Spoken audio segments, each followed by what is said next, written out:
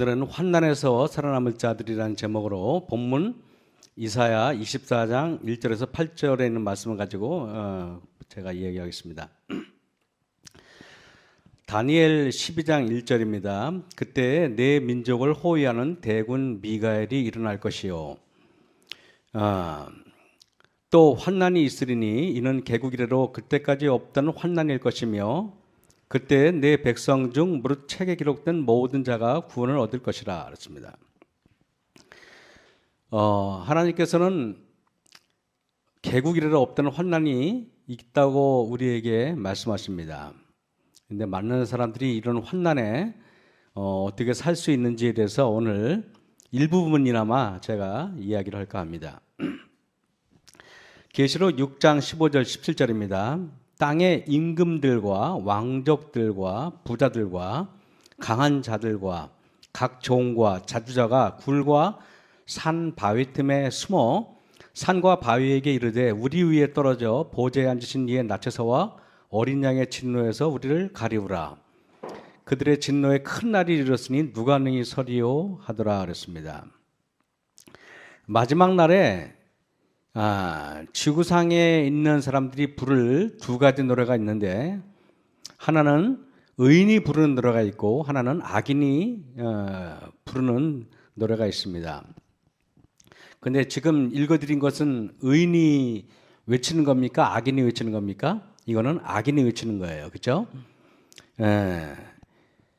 그래서 여기 보면은요. 시편 46편 1절 3절 보겠습니다. 하나님은 우리의 피난처시요 힘이시니 환난 중에 만날 큰 도움이시라. 그러므로 땅이 변하든지 산이 흔들려 바다 가운데 빠지든지 바닷물이 흉흉하고 뛰놀든지 그것이 넘침으로 산이 요동할지라도 우리는 두려워 아니하리로다 했습니다. 자, 성경은 우리 앞에 환난이 있겠다 그러는데 지금 저희가 살고 있는 시대는 우리가 봐도 벌써 상당히 예전과는 다른다는 것을 여러분 아실 겁니다. 그죠? 이것이 코로나 팬데믹 현상이 작년 1월 달에 발병했나요? 그죠? 그리고 나서 지금 벌써 지금 이제 2년이 벌써 되어 가고 있습니다. 참. 자, 저는 이렇게 보면서 앞으로 환난이 지금보다 많으면 많았지 적어지지 않을 건데 그 바울과 실라에게는 빌립보 감옥에 들어가서 내일 사형에 처해질 사람들인데 그런데 그 안에서 기쁨의 노래를 부르는 걸 보면서 이게 전염병이 창궐하고 세상이 살기가 어렵지만은 그러나 여호와 하나님이 피난처라는 것을 알고 사는 게 얼마나 기쁜가를 볼 수 있습니다. 여러분, 요게 이제 2차 세계대전 때 그때 세계대전이 일어나기 전에 유럽에 사는 부자들은 정보가 빠릅니다. 그러니까 부자와 보통 사람들 차이가 뭔지 아십니까? 부자들은 우리가 모르는 정보를 알고 있어요. 그러니까 아주 부자들은 세상이 어떻게 돌아가는지를 미리 알아요. 그런데 이제 세계에서 이제 전쟁이 일어나기 몇 년 전에 유럽에 있는 부자들은 여기 있으면은 불바다가 되겠다. 그래서 세계 지도책을 펴놓고 어디 가서 살면은 안전할까를 이렇게 연구해 봤습니다. 그랬더니 이렇게 지도책을 봤더니 저 남태평양 바다 가운데에 살면은 전쟁이 안 일어날 것 같아요. 그래가지고 여기 보면은 여기 점선 표시하는 거 있죠. 빨간 점선. 거기가 이제 과달 카날 섬이라는 데인데 그 조그만 섬인데 굉장히 아름다워요. 날씨도 좋고. 그래가지고 이 부자가 재산을 정리해가지고 여기다가 아주 아름다운 집을 짓고 여기 있으면은 전쟁이 안 나겠다 싶어가지고 일로 다 갔습니다. 그런데 어떻게 된 여기 보면은 이랬습니다. 이 풍경이 이래요. 얼마나 아름답습니까? 그래서 이 사람이 여기서 살면 되겠다 싶어가지고 집을 짓고 살았는데 근데 1940년대 초반에 일본이 여기를 점령합니다. 일본이 점령해서 그런가 보다 그러는데 이 작은 섬이라 미국도 별로 신경은 안 썼는데 일본 사람들이 여기다가 비행장을 만든다 그러는 거예요. 왜냐하면 여기다 비행장을 만들면은 호주, 뉴질랜드 여기가 아주 기가 막힌 데예요. 그러니까 미국이 큰일 났다 싶어가지고 여기를 기습 공격을 합니다. 그래가지고 여기에 엄청난 전쟁이 일어나가지고 여기에 살던 사람은 한 사람도 못 살고 다 죽었어요. 여기 전쟁이 일어났습니다. 이 사람이 안전하다고 생각한 데 갔는데 여러분 안전합니까? 안전하지 않았죠. 다 죽었어요. 여기 이렇게 평화롭고 이렇게 바다 가운데 태평양 가운데 있었는데 여기서 전쟁이 일어날 줄은 누가 알았겠습니까? 여러분 이 지구에는 피난처가 있어요? 없어요? 없다는 것입니다.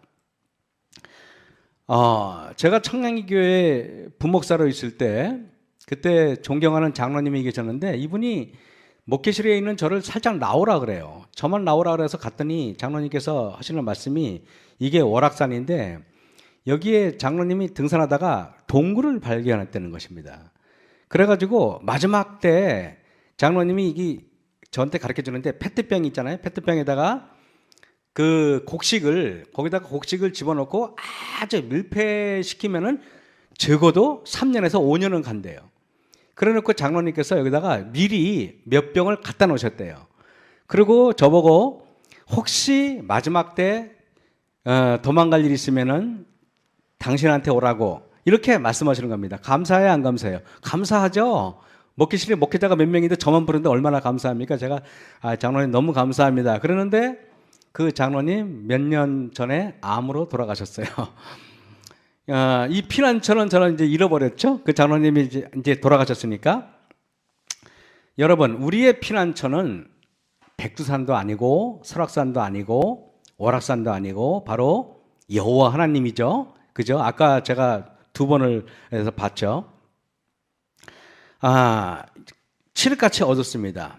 앞으로 칠흑같이 어두운 시대가 올 것입니다. 우리가 상상할 수 없는 일이 일어나겠다고 성경은 말씀하고 계세요. 시간이 갈수록 평화로운 게 아니라 점점 더 심해질 겁니다. 베드로후서 1장 19절에 이런 말이 있어요. 또 우리에게 더 확실한 예언이 있어. 어두운 데 비치는 등불과 같으니 날이 새어 샛별이 너희 마음에 떠오르기까지 이것을 주의하는 것이 가하니라 했습니다. 제가 여러분에게 물어볼게요. 예언이란 무엇입니까? 예언이란 앞으로 여러분이 답을 얻어야 돼요. 예언이란 어두운 데 비치는 등불입니다. 뭐라고요? 예언이란 뭐라고요? 어두운 데 비치는 등불이에요. 자, 그래서 제가 여러분에게 또 여쭤볼게요. 우리는 미래를 예측할 수 있습니까? 아니면 우리의 미래는 불확실합니까? 어떻게 여러분 생각하십니까? 불확실합니까? 제가 조금 아까 그랬잖아요. 우리 어두운 데 비치는 등불이 있으면은 환히 비치면은 불확실합니까? 불확실하지 않죠. 그죠?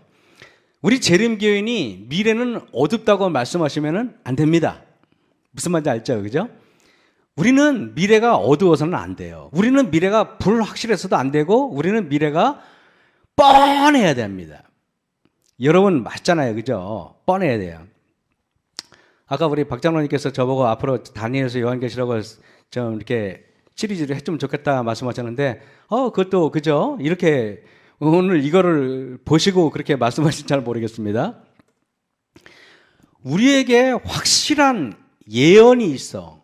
그 예언은 대충이 아니라 뭐라고요? 확실합니다. 어두운 데 비치는 등불. 왜 등불이 필요합니까? 세상은 앞으로 갈수록 어두워지니까 그렇다는 것입니다. 자, 다시 물어봅니다. 우리는 미래를 예측할 수 있습니까? 예, 우리는 미래를 예측할 수 있어요. 왜요? 등불이 있기 때문에 그렇습니다. 앞을 내다볼 수 없는 사람에게는 미래라는 것은 항상 두렵고 어두울 뿐이에요. 확실히 알지 못하기 때문에 불안과 공포했다는 것입니다. 그래도 여기 남일빌라에 있으면은요, 주변이 전부 다 이렇게 불빛이 많고 또 가로등이 있고 그래가지고 여기는 그래요. 어때? 밤이라도 밖에 나가면은 굳이 이렇게 우리가 랜턴을 들고 다닐 필요가 있어요? 없어요? 필요 없어요. 근데 지평에서는 딱 제가 이렇게 문을 열고 딱 나오잖아요. 우리 집에 있는 불을 딱 끄잖아요. 딱 나가면은 진짜 하나도 안 보여요. 그 칠흑같이 어두움이 전 좋더라고요. 왜냐하면 밝으니까, 밝은 것보다는 잘 때는 껌껌할 때는 껌껌한 게 좋더라고요. 여러분 보세요. 지금 자영업자들이 줄폐업하고 있고, 그리고 코로나 바이러스가 지금 세상을 창궐하고 있어요. 그리고 세상 사람들은요, 갈수록 각박해져요. 희한합니다. 여러분 보세요. 인간이 살 때 서로 어울려야 정도 있고, 또 그렇지 않습니까?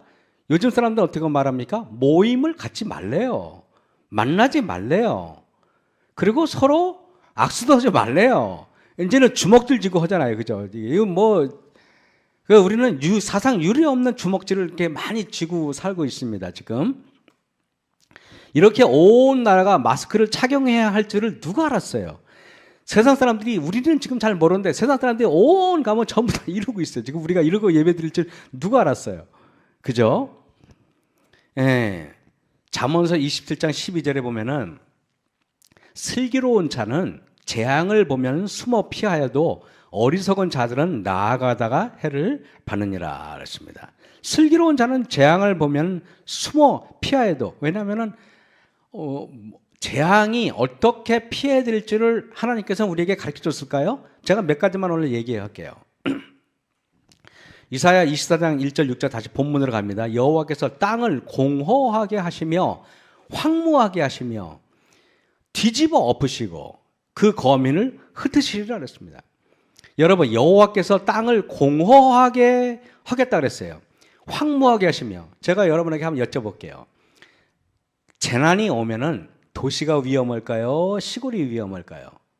도시가 위험해요. 만약에 전기가 끊기는데 롯데타워에 사는 사람들은 어떨까요? 거기가 123층이에요. 123층인데 전기가 끊겼어요. 전기가 끊겼는데 엘리베이터가 고장났어요. 그럼 거기까지 올라가려면 어떻게 될까요? 걸어가야 돼요. 거기가 몇 메타인지 혹시 아십니까? 거기가? 여러분, 정말 높아요. 그죠? 높은데 남산보다 2배는 될 거예요. 남산 한번 걸어 올라가 보셨나요? 거기보다 더 높아요. 거기를 엘리베이터가 없으면 어떻게 올라가실래요, 여러분? 생각만 해도 대단하죠? 화장실, 그럼 물이 안 나오면 어떻게 해요? 제가 여러분에게 얘기할게요. 그러므로 저주가 땅을 삼켰고 그 중에 거하는 자들은 정죄함을 당하였고 땅의 거민이 불타서 남은 자가 적다 그랬는데, 첫째, 하나님은 그 거민을 흩으시고 그랬어요. 온 세상이, 하나님께서 거민이 지금 이 마지막 때가 되면 될수록 마귀는 모으려고 하고 우리 하나님은 흩으시려고 해요. 희한합니다. 보세요. 하나님께서는 보세요. 여호와께서 그 거민을 모아여 흩어요. 흩으시고 그랬어요. 자, 이걸 보시면은요. 흩어짐을 면하자 하는 것은 바벨론 사람들이고 하나님이 온 지면에 흩으셨다. 이게 하나님 뜻이에요. 창세기 11장 4절에 보면은 또 말하되 자 성에 대를 쌓아 대꼭대기를 하늘에 닿게 하여 우리 이름을 내고 온 지면에 흩어짐을 면하자. 이게 마귀의 사상이에요. 하나님은요 뭐라 그러십니까? 자, 하나님께서 말씀하십니다. 우리가 내려가서 그들의 언어를 다 혼잡하게 해서 그들로 서로 알아듣지 못하게 하고, 그래서 여호와께서 거기서 그들을 온 지면에 흩으시는 거예요. 아까도 이사야도 그랬죠. 지금도 마찬가지예요. 하나님의 사상은 뭐예요? 흩어버리는 거고, 인간은 모아서 위로 올리는 거예요. 여호와께서 거기서 그들을 온 지면에 흩으셨다고 그랬어요. 인간은 도시에서 쌓으려고 하고 하나님은 흩으려고 해요. 마지막 때가 되면 여러분 뻔합니다. 마지막 날 사건도 94쪽에 이렇게 되어 있어요. 가급적 하루속히 도시들을 떠나서 그대들이 정원을 가질 수 있고 자녀들은 꽃들이 자라는 환경을 볼 수 있으며 그 가운데서 단순함과 순결성에 대한 교훈들을 배울 수 있는 작은 땅을 사도록 하라 그랬습니다. 여러분, 가급적 하루속히 빨리 떠나라고, 이것은 벌써 지금부터 150년 전에 쓴 이야기예요. 근데 우리 재림 교인들은 가급적으로 자꾸 도시로 올라가려고 그래요. 제가 이런 얘기했어요. 제가 아는 분들 있잖아요. 이래요. 뭐 앞으로 왕수 신도시가 생기면 거기다 아파트를 사가지고 투자하겠대요. 저는 그렇게 말했어요. 왜 하나님의 기별과 반대되게 살라 그러냐. 세상 사람들이 말하는, 부동산 학자들이 말하는, 경제학자들이 말하는 대로 살지 말고 하나님이 말하는 대로 살아라.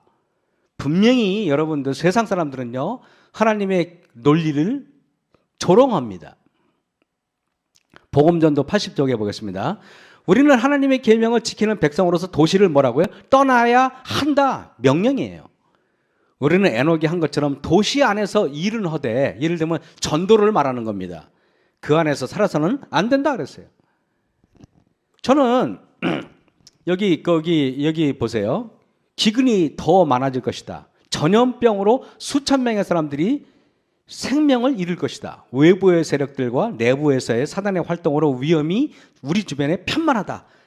그러나 하나님의 제어하시는 힘은 아직은 역사하고 있다. 아직은 역사하고 있다는 말은 이제 그 역사하는 힘이 자꾸 약해지겠다는 말입니까? 그러면 여러분, 기근이 많아지고 전염병이 많아지면은 주로 이 전염병은 주로 어디가 가장 타격이 커요? 시골이에요? 도시예요? 도시입니다. 저는 우리 백성들이 마지막 때 아까 확실한 예언이 있다 그랬어요. 예언은 등불이에요. 요즘에는요, 유튜브를 틀어보면요, 오히려 채식이 건강에 나쁘다고 이렇게 말하고 있고요, 오히려 곡류를 먹으면 안 된다고 얘기하고요, 이제는 세상 사람들은요, 뒤집어서 미쳐 돌아가고 있어요. 유튜브를 믿고 살시면 안 됩니다. 하나님의 말씀을 믿고 살아야지. 저는 여러분 이래요.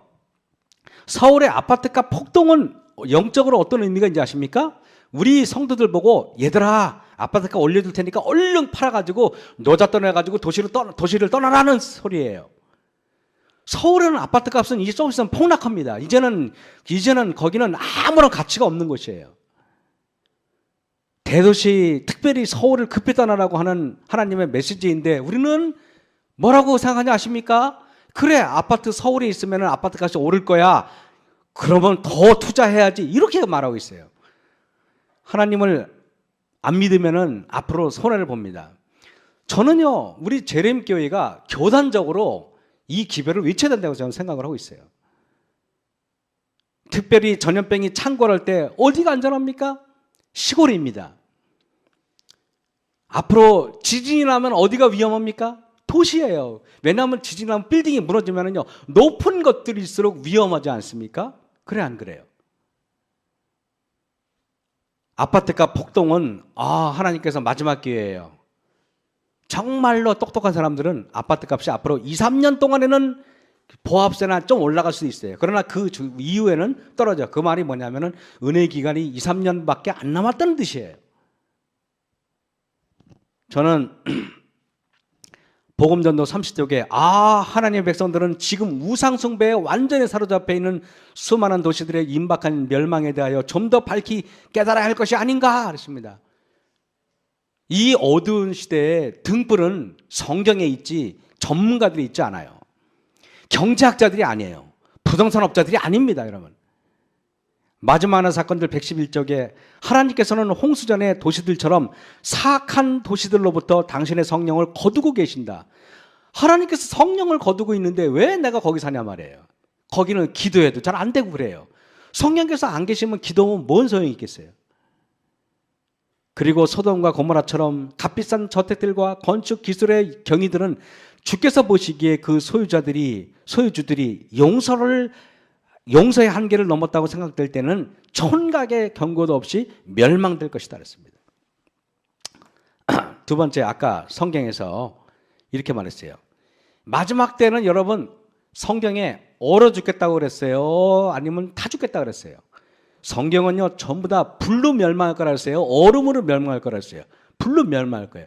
그럼 여러분 신기하게 세상이 온난화가 돼가 뜨거워지는 게 맞아요? 더 차가워지는 게 맞아요?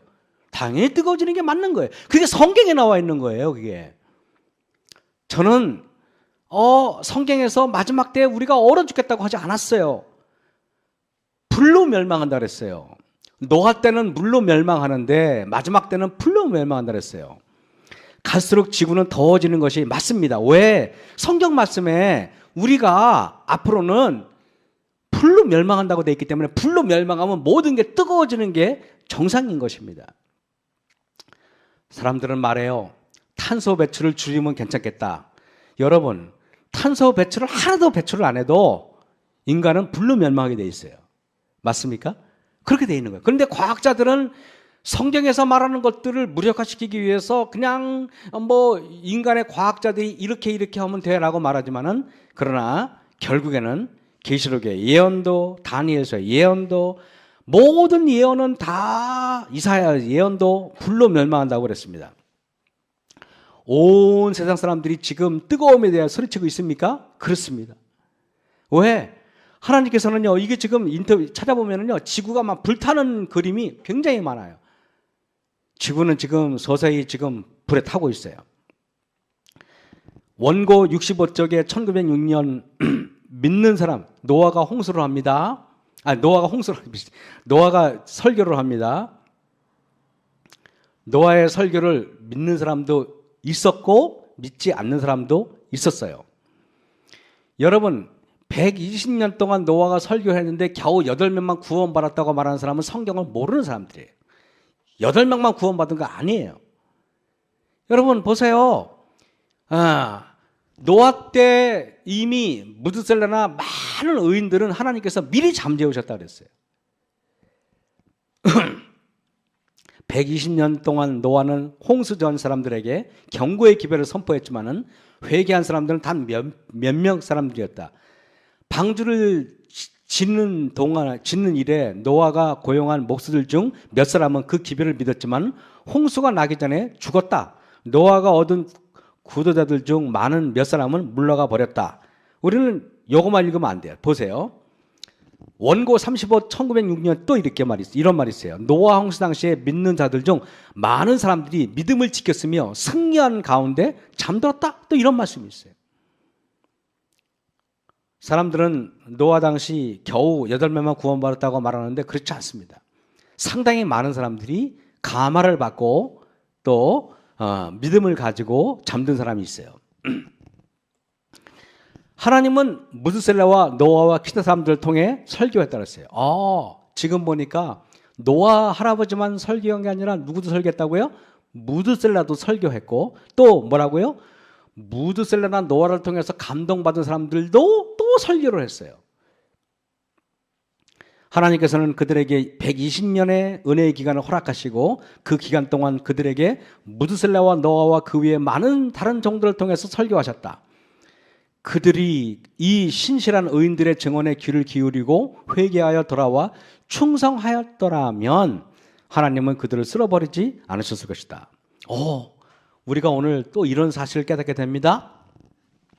노아의 방주는 반드시 내려야만 됐던 것은 아니었다는 것입니다. 만약에 그들이 회개했더라면 하나님께서는 물로 그들을 심판하지 않았을지도 몰라요. 그러나 그들이 그렇게 하지 않았기 때문에 물로 쓸어버림을 당한 것입니다. 요나서 3장 3절에 4절 보면 요나가 여호와의 말씀대로 일어나서 니느웨를 갑니다. 여러분, 니느웨는 아시리아의 수도예요.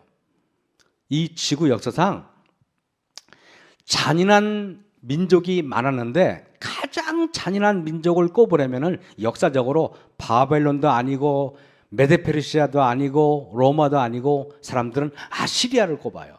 아시리아는요, 제가 여기서 이렇게 말씀드리기가 너무 징그러울 정도로 잔인해서 제가 여기서 말씀드리지는 않겠어요. 근데 이 아시리아, 그렇기 때문에 요나가 니느웨로 가서 복음을 전하려고 그러니까 요나는 아시리아 꼴도 보기 싫은 거예요. 그러니까 안 간 거예요. 요나가 그렇게 나쁜 사람이라서 안 간 게 아니에요. 여러분, 우리는 중국, 일본 그러면은 감정이 우리나라 사람들 그렇게 엄청 좋지는 않을 겁니다. 근데 그 사람들 전도해서 살리라 그러면은 여러분 좋아하지 않을 것 같아요. 근데 아시리아는 이스라엘 사람들의 원수 중에 원수고 우리가 일본을 미워하는 것보다 100배, 1000배 더 싫어합니다. 근데 하나님께서 그 끔찍한 민족을 전도라 그래요. 요나가 안 가려고 하다가 고레 속에 들어갔다가 우여곡절 끝에 니느웨로 갑니다. 니느웨로 가서 요나는 그렇게 엄청나게 열의 있게 전화도 안 했어요. 왜냐하면 하기 싫은 거 억지로 하는데, 물론 하나님께서 회개하고 갔지만은 니느웨가 그냥 가서 그냥 한번 해보자는 식으로 했지, 자기 말로 니느웨가 회개할 줄은 꿈도 안 꿨고 그렇게 원하지도 않았어요. 그러니까 니느웨 가가지고 야, 하나님께서 여기 불로 멸망한다니까 회개해 그랬어요. 그냥. 근데 사람들이 어떻게 합니까? 니느웨 백성이 하나님을 믿고 금식을 선포하고 물온 대사하고 굵은 배를 입고, 백성이 그러는데 이게 왕이에요. 왕이 보호자에서 일어나, 조복이 뭐냐면 왕이 겉에 있는 관복이에요. 관복을 벗고 굵은 배를 입고 울면서 회개를 해요. 심지어는 개들한테까지도요 상복을 입히고 회개시켜요. 아마 우리 봉파리 같으면 회개할 것 같아요. 훌륭하니까. 그런데 이렇게 하니까 당황하는 건 누가 당황하냐면 요나가 당황해요. 쟤네들이 왜 저러지? 왜 요나가 당황하는지 여러분 아십니까? 제가 말씀드릴까요? 이스라엘 사람들은 안 그렇거든요. 하나님 믿는데. 저는 이걸 보면서 이래요. 하나님이 그들이 행한 것, 그 악한 길에 돌이켜 떠난 것을 감찰하시고 그 뜻을 돌이켜서 재앙을 하나님이 안 내려요. 그런데 여러분 보세요. 이게 누굽니까? 유대인이에요. 제가 잘 아는 우리 후배 목사님 중에 한 분이 총각 때 배낭을 메고, 그 목사님은 뭐 걸리는 게 없잖아요. 애굽에서 한 달 그냥 목사님이 그래요. 그냥 어떻게 했냐면 돈도 안 써. 그냥 민가에 가가지고 그냥 엉겨 붙어가지고 밥 얻어 먹고 뭐 그런 식으로 여행을 했다 그래요. 그 목사님이 참 즐거운 목사님이에요. 그래서 그 목사님이 여행 간 얘기를 해요. 뭐 이스라엘도 가서 뭐 한 달 이런 식으로 지냈다 그래요. 그 목사님은. 근데 애굽에도 가고 리비아도 가고 요르단도 가고 그러다가 이스라엘 들어왔는데, 이 목사님이 저한테 이런 얘기를 해요. 목사님, 제가 이스라엘에 한 달 정도 있었어요. 애굽에도 한 달 있었고 뭐 있는데, 이 지구상에 제일 인정머리 없고 제일 못된 인간이 어딘지 아십니까? 그래요. 전 당연히 이집트, 리비아, 요르단 이렇게 나올 줄 알았거든요. 어디라 그럴 것 같아요, 여러분? 이스라엘 사람이 제일 못됐고 차갑고 인간 말종이라는 것입니다. 하나님을 믿는 백성들인데 딱 봐도 못되게 생겼잖아요. 여러분, 저는 이사야 22장에 그날에 주 만군의 여호와께서 명하사 통곡하며 머리털 뜯으며 굵은 배를 띠라 하셨거늘, 누구한테? 유대인에게. 너희가 기뻐하며, 아니 니느웨 사람들도 상복을 입고 통곡하는데 이스라엘 사람들은 뭐라고요? 기뻐하며 먹고 마시고 놀고 즐거워하고. 만군의 여호와께서 친히 내 귀에 들려 가라사대 진실로 이 죄악은 너희 죽기까지 속하지 못하리라 하셨느니라. 주 만군의 여호와의 말이니라. 이방인은 회개하는데 이스라엘 백성은 회개하지 않아요. 어쩌면은 하나님을 모르는 백성들은 회개하는데, 우리 재림교인들은 여러분 예언의 시는 뭐라고 되어 있습니까? 마지막 때 바리새인보다 더 지독한 바리새인이 될 것이다 그랬어요. 밖에 사람들은 하나님의 말씀을 대충 전해도 눈물을 흘리고 회개하는데, 우리 재림교인들은 무슨 말을 해도 눈만 깜빡깜빡대고 회개를 안 하잖아요. 이게 웬일입니까? 저는 이걸 보면서 각시대 대쟁투 608쪽에 폭풍우가 다가올 때 셋째 천사의 기별을 믿느라고 공원에 오면서도 진리를 순종함으로 성화되지 못한 불의의 사람들은 그들의 위치를 떠나 반대편의 대열에 가야를 가담할 것이다. 여러분, 셋째 천사의 기별을 믿느라고 공헌하는 사람들은 누구예요? 우리 재림교회를 말하는 거 아닙니까? 밖에 사람들은 셋째 천사의 기별이 뭔지도 몰라요. 그 사람들은 셋째 천사의 기별을 믿느라고 공헌하는 사람들이, 그 중에서 성화되지 못한 사람들이 반대편이 뭐예요? 하나님을 대적하는 무리들에 가담하게 될 것이다 그랬어요. 그런데 마지막 하나 사건들 181쪽에 보면은 어떤 사람들은 흔들림을 받아 정도에서 이탈하였다. 대열 중의 공백은 그리스도에 의하여 제11시에 온 것으로 대표되는 자들에 의하여 채워지게 될 것이다. 여러분, 포도원의 비유 아시죠? 포도원의 비유에서 아침부터 온 사람이 있어요. 그죠? 제6시에 온 사람, 뭐 9시에 온 사람 나오잖아요. 그죠? 거기에 여러분 이래요. 아침 6시부터 온 사람들이 이래요. 그런데 중간에 9시에 와가지고 이러려고 그래요. 근데 일꾼이 오래. 낮에 12시에 온 사람이 있어요. 이러래. 그런데 오후 6시에 일이 끝나는데 5시에 온 사람이 있어요. 이러래요. 품값을 준 걸 들 때 보니까 아침에 온 사람이나 점심 때 온 사람이나 일 마치기 1시간 전에 온 사람이나 똑같이 품값을 줘요. 하나님께서 왜 저러시지? 여러분, 우리가 볼 때는 불합리해요. 이게 우리가 볼 때는 이게 뭐라 그래야 되나? 이게 그걸 뭐라 그러지? 예? 그렇죠. 이게 맞는 거예요. 이게 문제가 있잖아요. 근데 하나님은 내 돈 내가 주는데 누가 뭐래? 그죠? 여러분, 바로 일이 마치기 전에 오는 사람들은 마지막 시대에 세천사의 기별을 듣지 못하다가 극적으로 듣고 구원받는 사람을 표시하는 거예요. 원래는 이런 사람들이요, 이 마지막 날에 최초로 진리를 듣게 되는 무수한 사람들이 들어갈 허락을 얻게 될 것이다 그랬어요. 우리 너무 안심하시면 안 됩니다. 마지막 때 그래서 하나님께서는요, 재림교인들이 떠나간 그 자리를 세상 사람들로 하나님께서 메꾸겠다는 것입니다. 여기에 이사야 24장 13절에 세계 민족 중에 이러한 일이 있으니 곧 감람나무를 흔듦 같고 포도를 거둔 후에 주음 같을 것이니라 그랬습니다. 저는 시골에 훌륭한 친구가 있어요. 그 친구는 저보다 힘이 2배는 세요.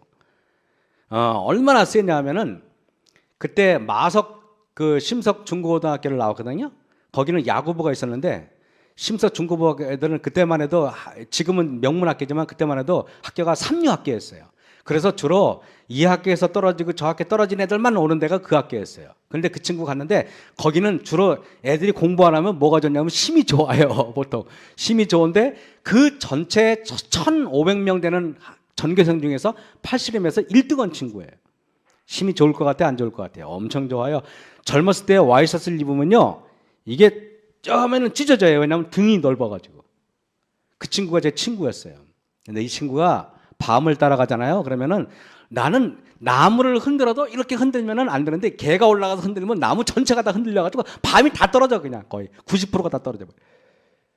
이 친구는 딱 올라가면 저하고 둘이 올라가잖아요. 그러면 이 친구는 항상 둘이 바구니가 한 개야. 해가지고 나하고 둘이 똑같이 나눠. 훌륭한 친구야, 훌륭한 친구예요. 나보다 그 친구가 2배, 3배, 10배는 더 따는데 항상 나눌 때는 똑같이 나눠요. 난 지금도 그 친구가 제일 좋아. 그런데 여러분, 밤나무는 딱 그 친구가 아무나 올라가서 흔들어요? 아니면은 올라가서 흔들 때 올라갑니까? 흔들 때 언제 올라가요? 밤송이가 이렇게 다 익었을 때, 밤송이가 쭉 벌어져 가지고 이 알밤이 쫙 보일 때, 그때 올라가요. 맞아요, 안 맞아요? 그러면 여러분, 앞으로 교회의 흔들림은 언제 있을 것 같아요? 추수 때가 가까이 올 때 흔들릴 겁니다. 맞아요, 안 맞아요? 맞죠? 그러면 여러분, 우리는 30년 전에는 교회가 이렇게 흔들리지 않았어요? 20년 전에도 교회가 흔들리지 않았어요? 그런데요, 코로나가 걸리고 나서 교회가 흔들리기 시작해요. 이제는 이런 일 저런 이유로 교회 나오지 말래요? 목사가 전화해서 나오지 말래요? 이제는 나라 방침이라고? 어쩔 수 없지 않습니까? 그죠? 그런데 제가 걱정하는 것은 우리 몸만 교회에 안 오는 게 아니라 마음까지도 안 올까 봐 걱정이야. 그래, 안 그래요? 흔들림은 시작됐습니까? 시작됐어요, 여러분. 그 말은 이제 여러분, 여기 로마서 11장에는 감람나무 흔들린 그 있잖아요. 감람나무는 교회를 말하는 거예요. 교회가 흔들릴 때가 됐어요. 이제는 나무에서 무수히 떨어질 때가 됐다는 것입니다. 우리 시대에 이미 교회들은 흔들림이 시작되었습니다. 교회들은 지금 심각한 타격을 입고 있어요. 앞으로 더 큰 흔들림에 봉착할 것입니다. 가리법은 기별 2권 380쪽에 교회는 마치 쓰러질 것처럼 보이나 결코 쓰러지지 않을 것이다 그랬어요. 제가 이런 말을 그때 한 적이 있죠. 여러분, 방주 안에 짐승들이 탔어요. 그리고 노아의 8식구가 탔습니다. 짐승들이 수백 마리가 탔기 때문에 수천 마리, 수십만 마리가 탔기 때문에 짐승들이 여러분 막 거기서 똥 싸고 막 그럴 거 아니에요? 그런데도 방주가 움직이기 전에는 짐승들이 그래도 평온했습니다. 그런데 막 폭풍이 내리치고 비가 들이차고 드디어 산까지 물이 올라서 방주가 떴습니다. 방주가 뜨고 막 폭풍이 치니까 방주가 이리 너울집니다. 여러분, 멀미 해보셨나요? 사람도 배가 너울질 치면 멀미하지 않습니까? 그럼 어때요, 여러분? 오바이트 나고 토하고 그렇지 않습니까? 그런데 막 방주가 막 하니까 짐승들이 수십만 마리의 동물들이 꽥꽥 소리 지르고 토하고 난리가 났어요. 아수라장이 벌어졌어요.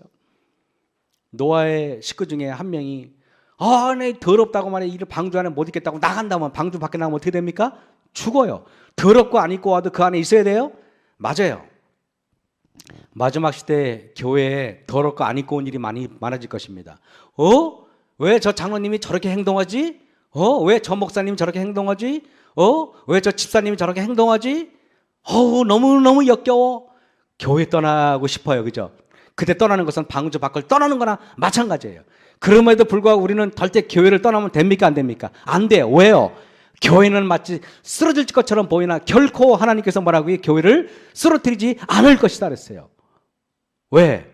하나님께서 이 마지막 시대에 끝까지 붙잡을 교회는 재림교회거든요, 여러분. 교회는 시온에서 죄인들을 체질해내고 보배로운 알곡에서 쭉쟁이를 가려낼 때까지 남아있게 될 것이다. 이것은 실로 두려운 시련이지만 이 일은 반드시 겪어야만 할 것이다 그랬습니다. 저는 우리 재림교회 밖을 벗어나서 어떤 사람들은 심지어는 존경받는 목사님이었는데 갑자기 목사들한테 이상한 책을 막 보내요. 이상한 책을 보내가지고 조사심판이 없다 그러고 막 이상해요. 유명한 목사였는데 누구라고 제가 말씀을 드릴 수 없어요. 그런데 보내면 여러분 그 목사님이 그거 왜 보내는 겁니까? 그러니까 막 왜 보내냐면 이 교회 잘못됐다는 거예요. 이 교회를 나오라는 거예요. 여러분 그런 일이 많아질 것 같아요? 안 많아질 것 같아요? 많아집니다. 그때 저는 여러분에게 이런 말씀 드려요. 여러분 하나님의 피난처는 우리 제철을 안식일 예수님 교회입니다. 이 교회를 떠나지 마시기 바랍니다. 이렇게 제가 말할 수 있죠? 그렇게 말해야 되고요. 옥천교회는 이 지역에서 작은 교회라고 사람들이 생각할지 몰라요. 그러나 저는 작은 교회라고 생각하지 않아요. 왜? 하나님께서 붙드는 교회잖아요. 그죠?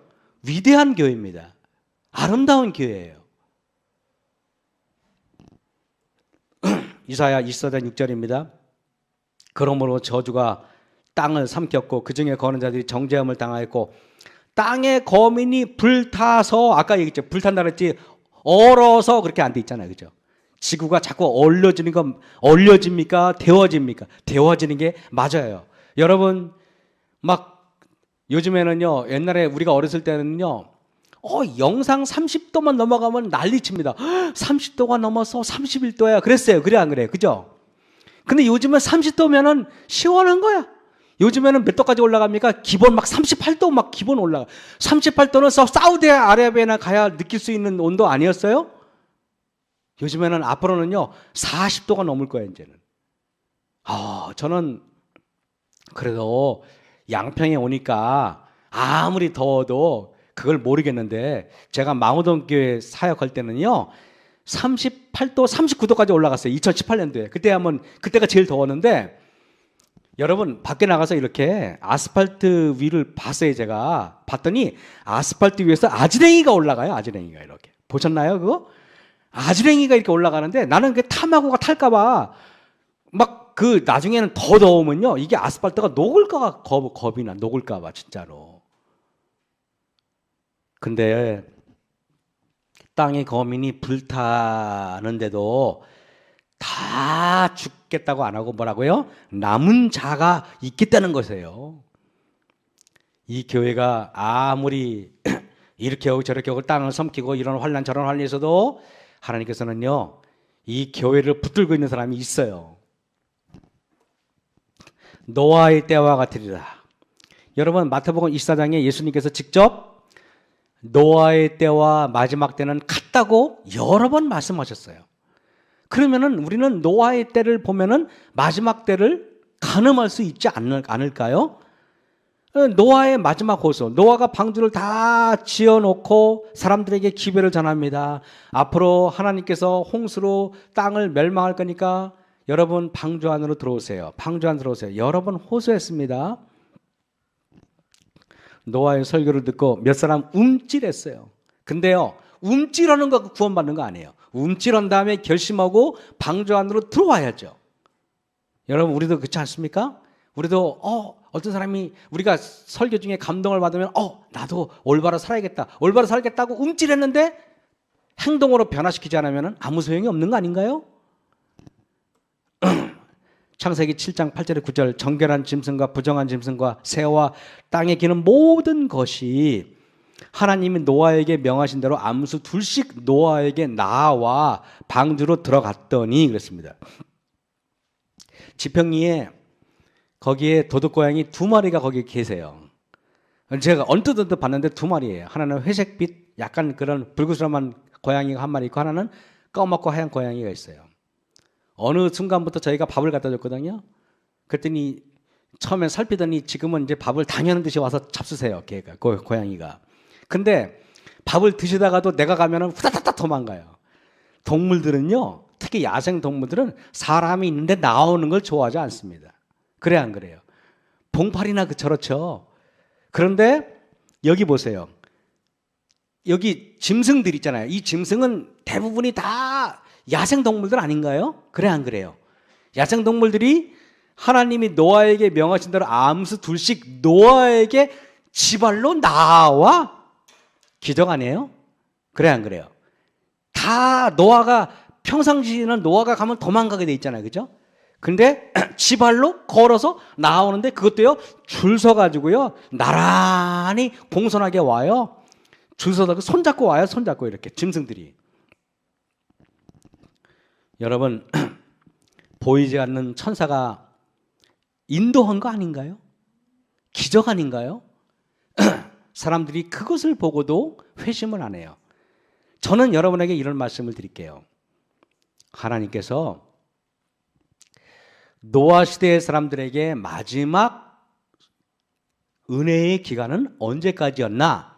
그것은 수십 킬로부터 짐승들이 줄을 서가지고 쫙 들어오는 엄청난 것을 보여줬을 때 그때가 하나님께서 그들에게 주신 마지막 징조의 기별이었다는 것입니다. 맞아요. 그런데 그들은 처음에는 그것을 보면서 불안했어요. 노아의 말이 맞나? 이렇게까지 생각을 했어요. 그런데 막 그렇게 말할 때마다 나는 그렇게 마음에 동요하고 있는데 저쪽에서 술을 마시는 사람이 껄껄대고 웃으면서 야 쓸데없는 생각하지 말고 와서 놀아. 그 말에 생각이 바뀐 거예요. 다시 말하면 여러분, 내가 깊은 생각을 할 때 그때 누군가가 옆에 있는 사람이 있으면은 온전한 생각을 할 수 있다 없다? 없어요. 그래서 하나님께서는 개인적으로 혼자 하나님과 있는 시간을 가져라는 게 그래서 그런 거예요. 사람들은 이러한 현상을 규명하기 위해서, 동물들이 오는 현상을 규명하기 위해서 동물학자들, 전문가들 초빙합니다. 그런데 설명할 수가 없어요. 여러분, 그들이 만약에 노아의 설교를 순종했더라면 이 현상을 하나님께서 하시는 역사로 인정했을 것인데 그들은 노아의 설교를 무시했기 때문에 하나님의 영적인 그 판단력을 상실해 버린 것입니다. 미국 존스 홉킨스 블룸버그 공중보건대학 연구진이 식이요법과 코로나19 사이의 관계를 알아보기 위해서 의사와 간호사 2,884명을 대상으로 조사했습니다. 조사 결과 채식 식단을 실천하면 코로나 중증 환자로 악화될 가능성이 육식하는 부류보다 무려 73%까지 감소하는 걸 발견했어요. 반면 고단백질, 육류 섭취하는 집단은 채식주의자보다 코로나 중증 환자로 발전될 확률이 무려 4배가 높았다는 것입니다. 여러분, 너무 놀래요. 코로나 바이러스가 채식을 하고 피가 깨끗한 사람들은 와도요, 이래요. 뭐, 내가 코로나 걸렸나? 이런 거를 우리는 이렇게 말해요. 무증상 증상자라 그랬죠. 내가 코로나인가? 글쎄요, 몰랐는데. 여러분, 이런 사람이 있어요, 없어요? 또 어떤 사람은 코로나 걸려가지고 굉장히 고통당하는 사람이 있어요. 그죠? 그래서 심지어는 죽는 사람이 있어요. 여러분, 이게 결국에는 내가 마지막 시대에 하나님께서 명령하신 명령을 잘 순종한 사람은 심지어는 뭐라고요? 전염병까지도 지켜주겠다는 것입니다. 애굽에 열재앙이 내렸을 때 하나님께서 열재앙이 안 내리는 곳이 유일하게 있어서 어디예요? 고센 땅이었어요. 고센 땅은 왜 그렇습니까? 하나님의 백성들이 있었기 때문에 그런 거예요. 하나님의 백성들은 하나님께서는 이제는 교회 안에 있는 사람과 밖에 있는 사람으로 구분하지 않고 하나님의 말씀을 순종하는 사람과 순종하지 않은 사람으로 구분하는 것은 매우 놀라운 일이에요. 누가복음 21장 11절입니다. 처처에 큰 지진과 기근과 온역이 있겠고, 온역은 전염병을 말하잖아요. 그죠? 근데 여러분, 조류독감, 광우병, 사스, 코로나 바이러스, 신종 인플루엔자 등등 이 모든 전염병의 매개체는 누굽니까? 1. 바위, 2. 식물, 3. 동물. 몇 번입니까? 동물이에요, 다. 근데 너무 신기해요. 여러분, 여러분 이런 거 못 보셨어요? 예를 들면 그 구제역이 딱 생겼어. 그런데 어느 농장에 돼지가 5천 마리 있는데 구제역에 돌아도 한 마리가 아파. 그러면 인간들은 어떻게 합니까?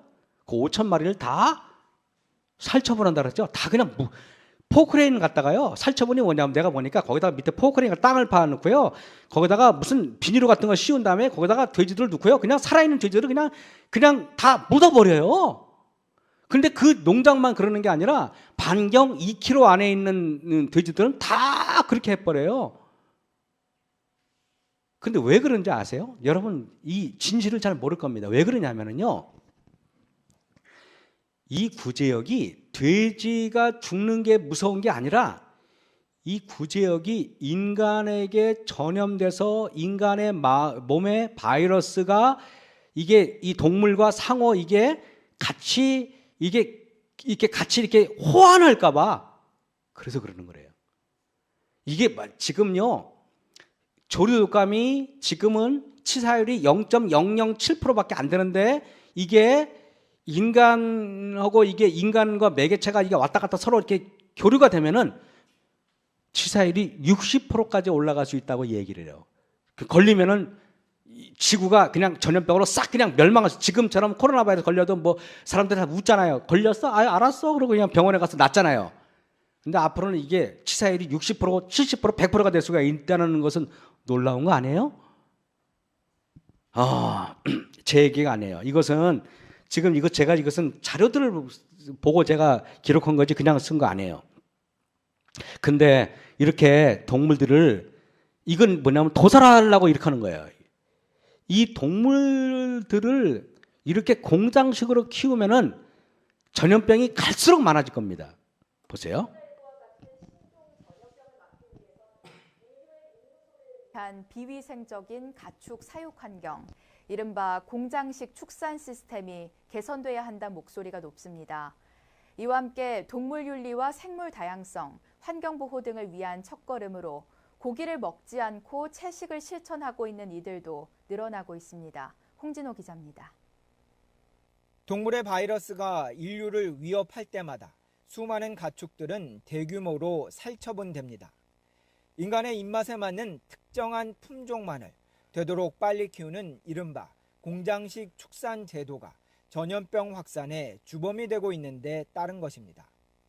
가축이 밀집된 공간에 있으면 바이러스는 빠르게 변이하면서 더욱 강해지는데 이때 과도하게 투입되는 항생제는 가축의 면역력을 떨어뜨립니다.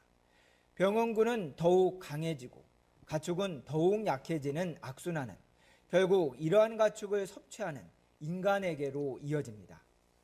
병영균은 이 공장식 축산이라는 것이 병영균은 더 강해지고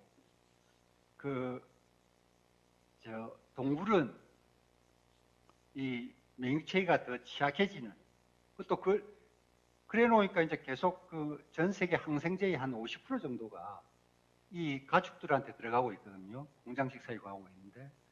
그러니까 이제 병원체가 항생제 내성에서도 항생제에도 내성이 생기는 거죠. 또 그것을 먹는 인간도 그걸 먹기 때문에 결국免疫체계가 약해져. 여러분, 제가 이걸 보면서 코로나 바이러스는 공장식 사육, 모든 전염병은 공장식 사육, 동물들을 사육하는 데에서 온다는 사실 여러분 아십니까? 앞으로 인간은 이래요. 닭을 한 마리 키우려면은 며칠이 걸리는지 아십니까? 저희 집에 일하러 온 사람이 양계장이 불타가지고 지금은 이제 좀 가정의 생계를 돕기 위해서 이렇게 막노동을 하시는 그 분이 계신데, 그분이 이제 닭 양계장을 하시는 사장님이에요. 그러니까 저하고 이제 이런 얘기 저런 얘기를 많이 하시는데, 단월면에 사시는 분이에요. 근데 이분이 이런 얘기를 해요. 저보고, 목사님, 딱 닭이 들어올 때 딱 며칠 걸리는지 아십니까? 그래서 이게 며칠입니까? 했더니 한 달 걸린다는 거예요. 한 달 닭이 병아리가 들어와가지고 한 달 딱 키우고 그리고 출하시킨다는 거예요. 깜짝 놀랐어요.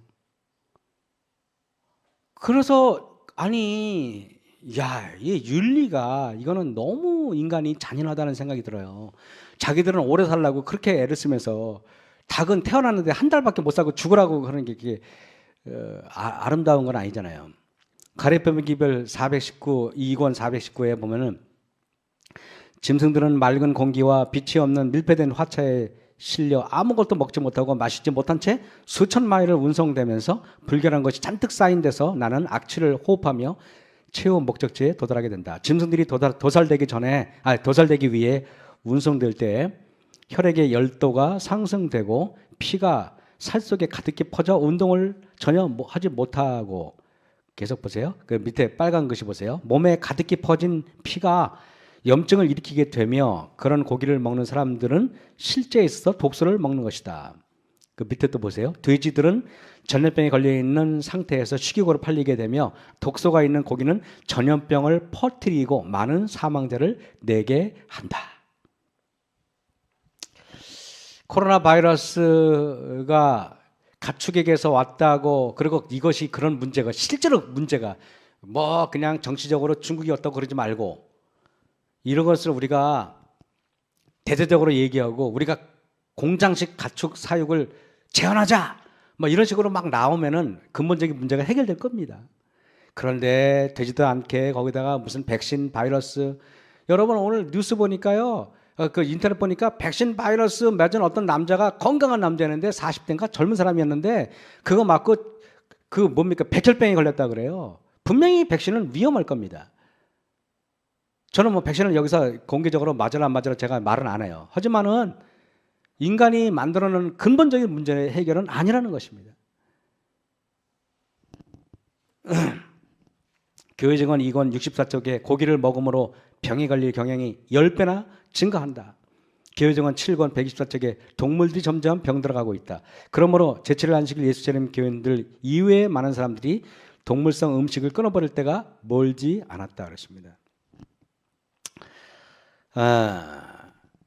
제가 여러분에게 오늘 이런 말씀 저런 말씀 드렸어요. 시편 46편 1절 3절입니다. 하나님은 우리의 피난처시요 힘이시니 그랬어요. 저는 마지막 시대에 전염병이 창궐하고 기근이 있고 이런 일 저런 일이 있을 때 세상의 과학자들이 말하는 데서 힌트를 얻지 마시고 하나님에게서 힌트를 얻으라고 이 말씀을 드리는 겁니다. 무슨 말인지 알겠죠? 그죠? 그래서 결국에는 우리가 가장 기본적으로 알고 있는 진리들을 다시 한번 주섬주섬 꺼내가지고 그 말씀을 되씹어 볼 때가 아닌가라는 생각이, 제가 오늘 드리는 말씀 여러분이 모르지 않으실 겁니다. 다 아실 겁니다. 뭐가 나쁜지 다 아실 겁니다. 그런데 알면 뭐예요? 그죠? 저나 여러분이나. 그래서 우리가 이 말씀을 다시 한번 펼쳐서 다시 한번 복음으로 돌아가고 다시 한번 우리 재림교회가 가지고 있는 아름다운 기별로 돌아가서 하나님의 말씀대로 삶으로 인해서 이 환난 날에 거뜬히 넉넉하게 안전하게 건강하게 사실 수 있는 우리 저와 여러분 우리 성도들이 되길 바라면서 오늘 말씀을 마치겠습니다.